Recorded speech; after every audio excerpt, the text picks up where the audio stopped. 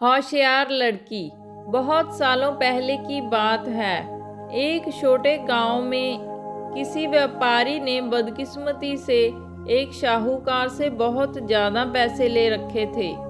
शाहूकार, जो पुराना और चिड़चिड़ा था, वह अपने पैसों के बदले में व्यापारी से सौदा करना चाहता था।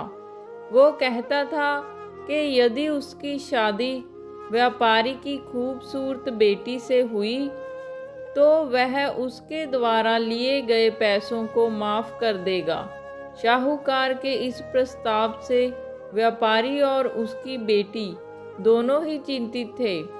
तभी शाहूकार ने कहा कि वह एक खाली बैग में एक सफ़ेद और एक काला कंकर रखेगा। उस लड़की को बैग में से कोई भी एक कंकर निकालना होगा।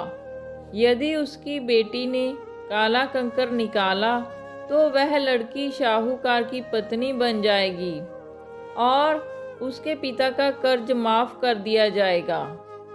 और यदि उस लड़की ने सफ़ेद कंकर निकाला तो उस लड़की की शाहूकार से शादी नहीं होगी और उसके पिता का कर्ज भी माफ़ कर दिया जाएगा।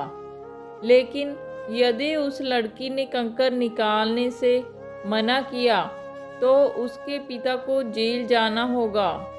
उस समय पिता, बेटी और शाहूकार कंकर भरे रास्ते पर खड़े थे।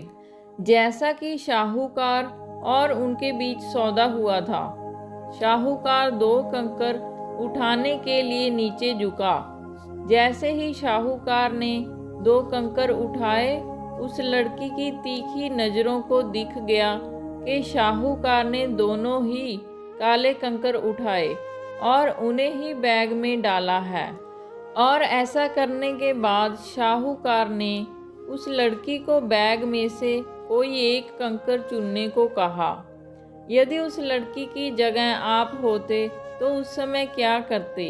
यदि आप उसे सलाह देना पसंद करोगे तो आप उसे क्या सलाह दोगे? कमेंट करके ज़रूर बताना। उस लड़की ने बैग में हाथ डाला और कंकर बाहर निकाला। उसने जल्दी से एक कंकर निकाला और कंकर भरे रास्ते पर निकाले हुए कंकर को गिरा दिया। जल्द ही वह कंकर रास्ते पर दूसरों कंकरों में मिल गया। उस लड़की ने तुरंत कहा, ओह, मेरे हाथ से तो कंकर नीचे गिर गया, लेकिन कोई बात नहीं, हम अभी भी बैग में जो कंकर बचा हुआ है उससे पता कर सकते हैं कि मैंने कौन सा कंकर चुना है। अब जब देखा गया तो बैग में सिर्फ काला कंकर ही बचा हुआ था और ऐसा माना गया कि उस लड़की ने सफ़ेद कंकर चुना था। और तभी से शाहूकार की धोखेबाजी करने की भी हिम्मत नहीं हुई और लड़की ने अपने दिमाग से खुद को भी बचा लिया और अपने पिता को भी बचा लिया और असंभव को भी संभव कर दिया। तो दोस्तों, हमें मुसीबत में कभी भी घबराना नहीं चाहिए।